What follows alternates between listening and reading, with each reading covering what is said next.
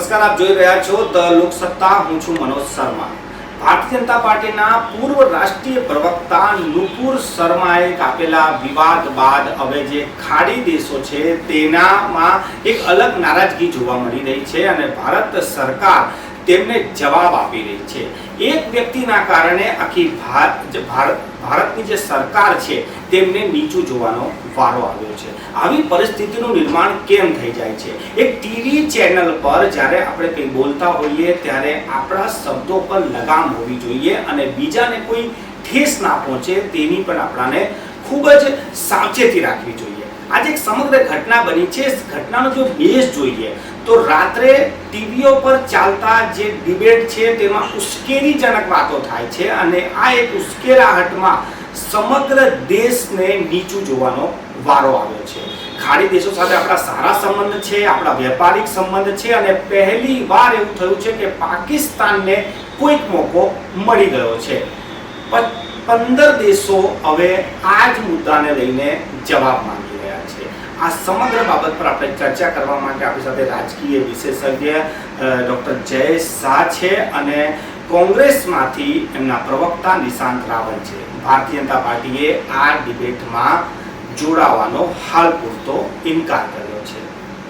Jayesh sir, તમારાથી સૌથી પહેલા પૂછીએ કે આ મામલો કેટલો ગંભીર કહેવાય, કેમ કે એક પ્રવક્તાના નિવેદન પર આટલું મોટું થઈ જાય અને એને એટલી વાતમાં પતાવી દેવું કે આ એક સાજિશ હશે. તમે ચર્ચાની શરૂઆત કરી. ચર્ચાની શરૂઆતમાં એવું કહ્યું કે પાકિસ્તાનને એક મોકો મળ્યો, ઇસ્લામિક દેશોને એક મોકો મળ્યો. તમે એવું કહ્યું કે રાત્રે જે ડિબેટ થાય છે એ ડિબેટમાં ઉશ્કેરણીજનક વાતો જાણી બુજીને કરવામાં આવે છે. હું એક વાત એવી કહેવા માંગુ છું, હું નુપુર શર્માની તરફેણ નથી કરતો કે હું કોઈપણ પ્રકારની હેટ સ્પીચનો તરફેણ કરવાવાળો નથી, પરંતુ શું એ દિવસે રાત્રે જે વાત થઈ એ હેટ સ્પીચ કહેવાય? કયા સંજોગોમાં કયા સંદર્ભમાં વાત થઈ એ સંદર્ભ જોવો જોઈએ. આગળ પાછળનો સંદર્ભ, બે વાક્યો બોલાયા તે નહીં. અહીં મને ગુજરાતી કવિ નિરંજન ભગતની એક કવિતા યાદ આવે છે. એમને કવિતાની એક લીટી છે, જેણે પાપ કર્યું ના એકે તે પથ્થર પહેલો ફેંકે. શું આ જ ઘટનામાં બધા જ પક્ષકારોમાંથી કોઈ પણ એવું છે જેને પાપ ન કર્યું એકે તે પથ્થર પહેલો ફેંકે? પથ્થર પહેલો કોણ ફેંકશે? શું ખાડીના દેશો હોય, પાકિસ્તાન હોય કે અફઘાનિસ્તાન હોય, શું એને લઘુમતીઓ પર બોલવાનો અધિકાર છે ખરો? એના દેશોમાં લઘુમતીની શું હાલત છે? પાકિસ્તાનમાં હિન્દુ હોય કે શીખ હોય એની શું હાલત છે હું જાણે છે. હું તમને ટોકી દઉં છું. અફઘાનિસ્તાન હોય આપણે ત્યાં જે ના એ ચર્ચાની આગળ એટલે આપણે એ જે ખાડી દેશોનો પ્રશ્ન આવ્યો છે ત્યારે આપણે એ વાતમાં એવું એ લેવું પડશે. લઘુમતી શબ્દ પર આપત્તિ નથી. એમને આપત્તિ છે મોહમ્મદ પૈગંબર સાહેબ પર આપેલી ટિપ્પણી. આપણે 370 લાયા કે રામ મંદિર છોડ્યા, કોઈ દેશ વચ્ચે આપણા પડ્યું નથી, પણ આ વસ્તુને ધાર્મિકતાથી ના જોઈને આ ભગવાનનું અપમાન છે એવું આમાં બહુ લાર્જર કોન્સ્પિરસી છે, બહુ લાંબુ ષડયંત્ર છે. આને છેક યુક્રેન રશિયાના વોરથી એંગલથી પણ જોવું પડશે. આને અર્થતંત્ર સાથે જે ભારતની જે પરિસ્થિતિ અત્યારે ઊભી થઈ છે તેના એંગલથી જોવું પડશે, તો જ તમે એને લાર્જર પરિપ્રેક્ષ્યમાં જોઈ શકશો. યુક્રેન રશિયાના વોરમાં ભારતે અમેરિકાને તાબે થવાની સ્પષ્ટ ના પાડી દીધી અને ભારતે રશિયા સાથે પોતાના સંબંધો કાયમ રાખ્યા. આજના નથી, જવાહરલાલ નહેરુથી શરૂ કરીને ઇન્દિરા ગાંધીથી શરૂ કરીને રાજીવ ગાંધીથી શરૂ કરીને આપણે રશિયા સાથે કાયમના સંબંધો રહ્યા છે અને ભારત સાથે જ્યારે જ્યારે કટોકટી ઊભી થઈ છે, ભારતને જ્યારે જ્યારે જરૂર પડી છે ત્યારે રશિયાએ કાયમ સાથ આપ્યો છે. એટલે રશિયાએ જે સાથ આપ્યો છે એમાં એવું થયું કે અમેરિકાને એવું હતું કે મને ભારતનું 135 કરોડનું બજાર મને ને મારી કંપનીઓને મળશે, મને ને મારા દેશના જે શસ્ત્રના જે ઉદ્યોગો છે, વેપન ઇન્ડસ્ટ્રી છે, એને ભારત તરફથી બહુ મોટું બજાર મળશે. એને બદલે આત્મનિર્ભરતાની વાત આવી. આ બજેટમાં 35% માલ સામાન ભારતના ઉદ્યોગો પાસેથી ખરવો ડિફેન્સમાં, એવી એક વાત આવી. એટલે આને એક લાર્જર વ્યૂથી જોવું પડશે. અમેરિકા જે રીતે ભારતે રશિયાને સપોર્ટ કર્યો સ્પષ્ટ શબ્દોમાં, કડક શબ્દોમાં, તમને ખ્યાલ હતો ગયા અઠવાડિયે જયશંકરે પણ આપણે યુરોપના દેશોને બહુ કડવી વાતો સંભળાવી હતી. એટલે એક અનેક લાર્જર પરિપ્રેક્ષમાં જોશો ને તો જ આ ગુથ્થી ઉકલી શકશે, બાકી નહીં ઉકલી શકે. નિશાંતભાઈ, હું પહેલાથી જ કીધું કે આટલી મોટી ઘટના જે બની ગઈ છે એને આપણે એક શબ્દમાં જો કહી દઈએ કે આ કોઈ સાજિશ છે તો એ પૂરતું છે. કેમ કે આ જે તકલીફ જે પોલિટિકલ સાયન્સના જે પ્રોફેસર છે અમિત જોડકિયા સાથે વાતચીત થઈ કે અરબ દેશો સાથે આપણા બહુ સારા સંબંધ છે. પ્રધાનમંત્રી નરેન્દ્ર મોદી જ્યારથી આવ્યા છે ત્યારથી એવો માહોલ બનાવ્યો છે કે કોઈ પણ જગ્યા પર પાકિસ્તાનને કોઈ ઊભું નથી રાખતું, ભારત તરફી ઊભું રહે છે. આ પહેલી એવી ઘટના બની ગઈ કે જ્યાં સૌ કોઈ એક પ્લેટફોર્મ પર આવી ગયા અને એ પણ એક પ્રવક્તાની ટિપ્પણીના. જી બિલકુલ સાચી વાત છે મનોજભાઈ. તમારો સવાલ હું ખૂબ જ સારી રીતે સમજી ગયો અને તમે જે પોઈન્ટ ડિસ્કસ કરી રહ્યા છો આ કોઈ ઇન્ટરનેશનલ મેટર ઉપર માઇનોરિટી કે મેજોરિટીનો સવાલ નથી. આ સવાલ છે કે પાકિસ્તાન અને અફઘાનિસ્તાન જેવા ફેલ મુસ્લિમ રાષ્ટ્રો જે લોકોનું કોઈ દુનિયામાં વજૂદ નથી અને એ લોકો જ્યારથી તાલિબાનનું શાસન આવ્યું, પાકિસ્તાનનું એડમિનિસ્ટ્રેશન અને મેનેજમેન્ટ જ્યારથી ફેલ ગયું અને ઇકોનોમિકલ ખરાબ હાલતમાંથી અત્યારે ગુજરી રહ્યું છે, કટોરો લઈને એમના દરેક પ્રધાનમંત્રીઓ ભીખ માંગે છે, એવા સમયે જ્યારે દુનિયા તરફથી એમને બ્લોક કરી દેવામાં આવતા હોય, દુનિયાએ એમને પૈસા આપવાની ઇન્ક્લુડિંગ આ જ મહાન ગલ્ફ કન્ટ્રી જેમાં 7 દેશો આવે, હું માનું છું ત્યાં સુધી પાકિસ્તાન અને અફઘાનિસ્તાન કોઈ પ્રોપર ગલ્ફ કન્ટ્રીના ભાગ નથી. એ જે 7 કન્ટ્રી છે તમારા દર્શકોને જણાવ્યું, જેમાં યુએઈ, ઓમાન, કતાર, બહેરીન, કુવેત અને ઈરાકનો સમાવેશ થાય છે, જે મુખ્ય ગલ્ફ કન્ટ્રી ગણાય છે, જે વર્ષોથી કહેવાતી પૈસાદાર ઓઇલનો એ લોકો પાસે અનલિમિટેડ કોટા છે. તો આ ગલ્ફ કન્ટ્રીનું એક સંગઠન એ લોકોએ બનાવ્યું જેમાં લગભગ 50થી ઉપર મુસ્લિમ રાષ્ટ્રો છે. ઓઆઈસી 57. એ ઓઆઈસી એટલે કે ઓર્ગેનાઇઝેશન ઓફ ઇસ્લામિક કોઓપરેશન, એ ઓઆઈસીમાં ગલ્ફ કન્ટ્રીનો પ્રભાવ છે. હવે એ ઓઆઈસીએ પણ ભારતની આંતરિક બાબતોમાં બોલવાની ઘણી વખત કોશિશ કરી, પણ ક્યારે ભારત સરકાર કે ભારતના મામલા એ લોકોના હાથમાં પકડમાં નતા આવતા. પણ તમે સિચ્યુએશન સમજો કે નુપુર શર્માએ જે સ્ટેટમેન્ટ આપ્યું એનાથી અફઘાનિસ્તાન અને પાકિસ્તાન જેવા દુનિયાના ફેલ મુસ્લિમ રાષ્ટ્રોને એક તક મળી ગઈ ભારત સરકારને બાણમાં લેવાની, ભારત વિશે ટિપ્પણીઓ કરવાની અને યુનાઇટેડ નેશન્સથી લઈને ઓઆઈસી જેવા ઓર્ગેનાઇઝેશનોને બતાવવાનું કે જો ભારત દેશમાં માઇનોરિટીની શું હાલત છે. હું જયેશભાઈની વાતને થોડુંક સમર્થન આપી બી શકું કે ખરેખર એવું છે કે માત્ર એક ટિપ્પણીના કારણે આગ લાગી છે કે પછી આના પહેલા પણ ઘણી ટિપ્પણીઓ કે ઘણા એવા બયાન લોકો આપી ચૂક્યા છે જેનાથી ધીરે ધીરે એ સ્વરૂપ મોટું થયું અને આ જે તાબૂતમાં છેલ્લી કિલ હોય એવો સંજોગ થઈ ગયો. જી બિલકુલ મનોજભાઈ, 2014થી જ્યારથી મોદીજી પ્રધાનમંત્રી બન્યા છે ત્યારથી આ દેશના યુવાનોને હિન્દુ કટ્ટરતાની એક સ્લો પોઈઝન આપવામાં આવી રહી છે. તમે જોયું હશે કે ક્યારે પણ જય શાહ, અમિત શાહના પુત્ર, એમના મોઢે આવા કોઈ સ્ટેટમેન્ટ સાંભળ્યા? ભારતીય જનતા પાર્ટીમાં અત્યાર સુધીના રહેલા કેન્દ્રીય મંત્રીઓના કોઈ છોકરા કે સુપુત્રીના મોઢામાંથી તમે આવા સ્ટેટમેન્ટ સાંભળ્યા? નથી સાંભળ્યા. પણ નુપુર શર્મા કલ્પ્રિટ બની ગયા, નુપુર શર્મા આનો હાથો બની ગયા, કારણ કે એમના ઉપર જે હિપ્નોટિઝમ આ કટ્ટરતાનું આવી ગયું છે, એ કટ્ટરતાના કારણે આ શિકાર બન્યા છે. હું વારંવાર કહું છું મનોજભાઈ, મુસ્લિમ ધર્મ હોય કે હિન્દુ ધર્મ હોય કે શીખ કે ઈસાઈ ધર્મ હોય, જ્યારે પણ કોઈ ધર્મમાં કટ્ટરતા આવવાની શરૂઆત થાય છે અને સ્પેસિફિકલી યુવાનો એના ટાર્ગેટ બને છે, ત્યારે એ દેશ અને રાજ્યનો વિનાશ તરફ આગળ વધે છે, પ્રોગ્રેસ તરફ. આ સવાલ પૂછું છું કે માની લો કે તમારી વાત કે આ સાજિશ હશે, પણ એ સાજિશને જે આગમાં ઘીનું જે કામ કર્યું એ જે નિવેદનો છે, આજે જ ભારતીય જનતા પાર્ટી દ્વારા જાણવા મળ્યું છે કે એમને પણ એમના જે પ્રવક્તાઓ છે જે મીડિયામાં બાઇટ આપતા હોય છે એવા 500 નિવેદનોને એ લોકોએ શોર્ટલિસ્ટ કર્યા છે અને એમને સમજાવવામાં આવ્યા છે આજ પછી આવા શબ્દોનો પ્રયોગ ના કરવો. કોઈ પણ ધર્મ, કોઈ પણ સંપ્રદાય, કોઈ પણ પાર્ટીના એઝ એ પ્રવક્તા તમે ઘણા બધા ડિબેટમાં જતા હો છો, શું જરૂરી છે કે પોતાની વાતને મૂકવા માટે બીજાને નીચો પાડવો? અહીંયા બીજાને નીચો પાડવાની વાત નથી, અહીંયા મૂળ સંદર્ભ નથી સમજતા. ફોર એન એક્ઝામ્પલ, ભારતમાં દેવદેવીઓ ઉપર ટિપ્પણીઓ કેટલી વાર થઈ, ભારતમાં દેવદેવીઓને બીભત્સ રીતે ચિત્રણ કેટલી વાર કરવામાં આવ્યું? ક્યારે કોઈ દેશ હિન્દુ ઊભો થયો છે? નથી થયો. હિન્દુ સર્વધર્મ સંભાવમાં માનવાવાળો છે. આ તો એવું થયું છે કે સર્વધર્મ સંભાવની પરિકલ્પના જ થરથર ધ્રુજી રહી છે, પરંતુ થરથર ધ્રુજી કેમ રહી છે એની પાછળના સંદર્ભો સમજવા પડશે. એની એક ગુથ્થી જે ગૂંચવાયેલી છે તેને ઉકેલવી પડશે. તમે માનો છો એટલી સરળ અને એટલી સહેલી આ ગુથ્થી નથી. પંજાબમાં જે થઈ રહ્યું છે એ અકલ્પનીય થઈ રહ્યું છે અને કદાચ આવનારા સમયમાં એનાથી વધારે અકલ્પનીય થવાનું છે. કાશ્મીરમાં જે રીતે ટાર્ગેટ કિલિંગ થઈ રહ્યું છે, અચાનક કેમ આ બધામાં ઉછાળો આવ્યો? એક સંદર્ભને એ રીતે જોવાનું છે. હવે નુપુર શર્માનું એક સ્ટેટમેન્ટ લઈને એ લોકોએ કેમ હથોટી બનાવી? આના કરતા વધારે કડવા, આના કરતા વધારે કટુ શબ્દો ભૂતકાળમાં બોલાયા છે, ત્યારે કેમ ઇસ્લામિક કન્ટ્રી કે ઓઆઈસી કે પાકિસ્તાન કે અફઘાનિસ્તાન ઊભું ન થયું અને અત્યારે જ કેમ થયું?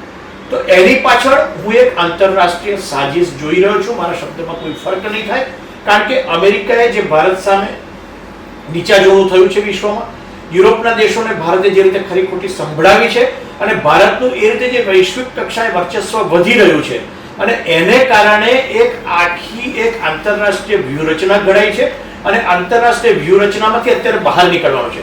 ત્યારે મારી બધાને જ એવી રિક્વેસ્ટ છે કે સર્વધર્મ સમભાવ જે આપણા દેશમાં રહ્યો છે એ ન તૂટવો જોઈએ. આક્રોશપૂર્ણ ઉચ્ચારણો કોઈ પણ પક્ષ તરફથી ન થવા જોઈએ. આપણે સહના ભવતુ, સહનૌ ભુનક્તુ, સહવીર્યમ કર્મવહીની સંસ્કૃતિમાં માનનારા છે. આપણે કોઈ દિવસ એવું નથી કહ્યું કે માત્ર હિન્દુની રક્ષા કરે. સહના ભવતો અને સહનૌ ભુનક્તુની વાત કરી છે. આપણે ક્યારેય એવું નથી કહ્યું કે આપણે એકલા ચાલીએ, એકલા હિન્દુ ચાલીએ કે એકલા હિન્દુનું કલ્યાણ થાય. આપણે કાયમ એવું કહ્યું છે કે સંગચ્છદ્વમ સંવદદ્વમ સંભો મનાસી જાનતા. તો એક થોડીક ધીરજ રાખીએ. આપણે બ્રહ્મા વિષ્ણુ મહેશની ત્રિપુટીને પૂજનારો દેશ છે. એ બ્રહ્મા વિષ્ણુ મહેશની ત્રિપુટીએ જે સમજાવ્યું છે કે બ્રહ્મા એટલે ક્રિએટર છે, વિષ્ણુ એટલે સસ્ટેનર છે અને મહેશ એટલે કે એ ડિસ્ટ્રોયર છે. તો જ્યારે ડિસ્ટ્રોયર પોતે જ્યારે એવું કરતા હોય કે વિષ પીધું છે, ગળાથી નીચે નથી ઉતાર્યું, કેટલો ધીરજ અને કેટલી સંયમ જોઈએ. તો અત્યારે કોઈએ કોઈ પણ જાતના ઉશ્કેરાટ વગર, ઇવન મીડિયાથી પણ, કે પક્ષોના પ્રવક્તાઓ હોય કે ધાર્મિક નેતાઓ હોય, કોઈ પણ ધર્મના હોય, અત્યારે સંયમ જ બહુ મહત્વની વાત છે. અત્યારે ધીરજ જ રાખવાની છે. સરકાર ઉપર ભરોસો રાખો. અત્યારે દેશની વાત છે. જ્યારે દેશની વાત આવે ત્યારે પક્ષ બાજુ પર જાય છે, ત્યારે ધર્મ બાજુ પર જાય છે, ત્યારે માત્ર દેશને જ પ્રાધાન્ય આપવાનું હોય છે. અને અત્યારે દેશ ઉપર આવેલી આ વિકટ સંજોગો છે, ત્યારે એ વિકટ સંજોગોમાં કોઈ પણ રીતે દેશનો માહોલ ખરાબ ન થાય. કારણ કે અત્યારે એવી સાજિશ ચારે બાજુથી થઈ રહી છે કે દેશનો માહોલ ખરાબ થાય. દેશનો માહોલ ખરાબ થાય તો ભારત જે અત્યારે આગળ વધી રહ્યું છે, હું એવું નથી કહેતો કે નરેન્દ્ર મોદીની સરકાર છે એટલે આગળ વધી રહ્યું છે. એટલે અત્યારે ભારત ખરેખર જ એક મોટું બજાર છે. 135 કરોડનો દેશ છે એટલે બધાની નજર ભારત પર છે.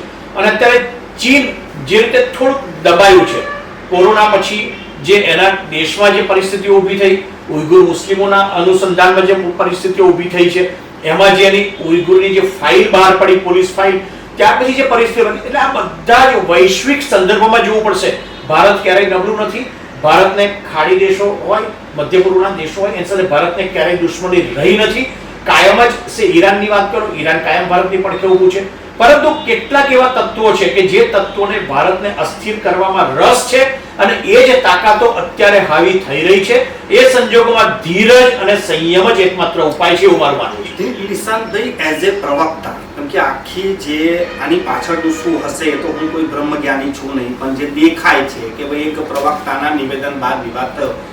એઝ એ પ્રવક્તા જ્યારે તમે ડિબેટમાં જાઓ છો તો મારો સવાલ જે અમને સાથે હતો કે શું જરૂરી છે કે મારી વાત મૂકવા માટે હું એ હદે જઉં કે કોઈને હાનિ થઈ જાય?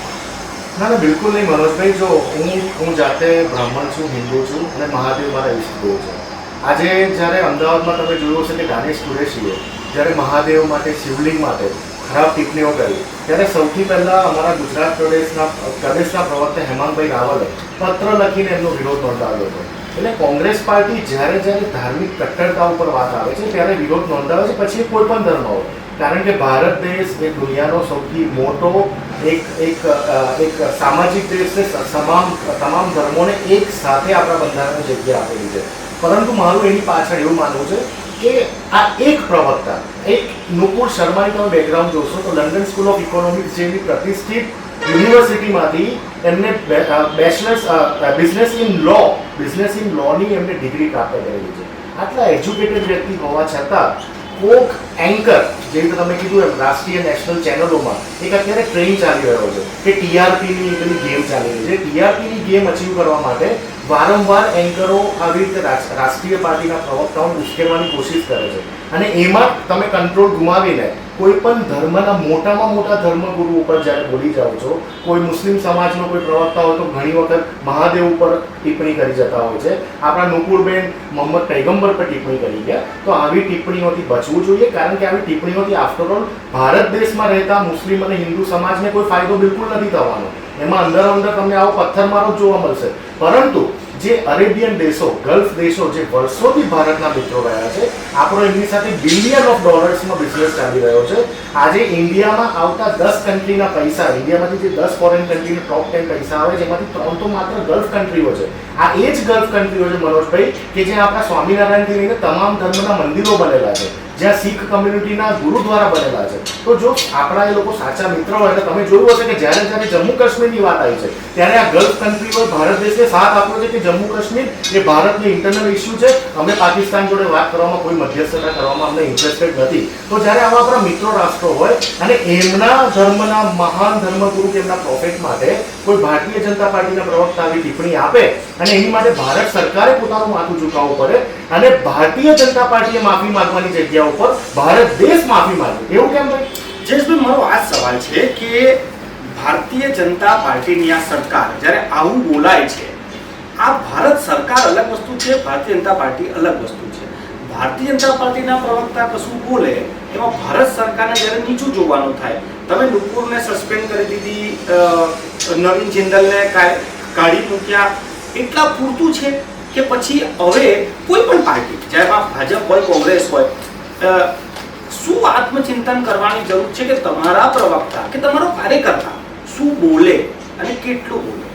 તમે જ કહ્યું શરૂઆતમાં કે ભારતીય જનતા પાર્ટી એના પર ઓલરેડી ચિંતન કર્યું અને 5000થી કે 500થી વધારે એવા સ્ટેટમેન્ટ શોધ્યા અને એવા પ્રવક્તાઓને રૂપજાવનો આદેશ પણ આપ્યો. એટલે ભારતીય જનતા પાર્ટીએ ચિંતન કરીને રૂપજાવનો આદેશ આપ્યો. ઓકે, પણ આ ભારતીય જનતા પાર્ટીના પ્રવક્તાનું સ્ટેટમેન્ટ હતું, આ ભારત સરકારનું સ્ટેટમેન્ટ નહોતું. એટલે જે કક્ષાએ આંતરરાષ્ટ્રીય હોબાળો થયો, જેટલા દેશો આમાં ઉતરી પડ્યા, એ મારો પ્રશ્ન એની સામે છે કે એક પાર્ટી સામે તમારો વિરોધ હોય બરાબર છે, એની સાથે દેશને ન સાંકળવો જોઈએ. અને એટલે જ મેં એમને કહ્યું કે આ લાર્જર કોન્સ્પિરેસીનો ભાગ છે.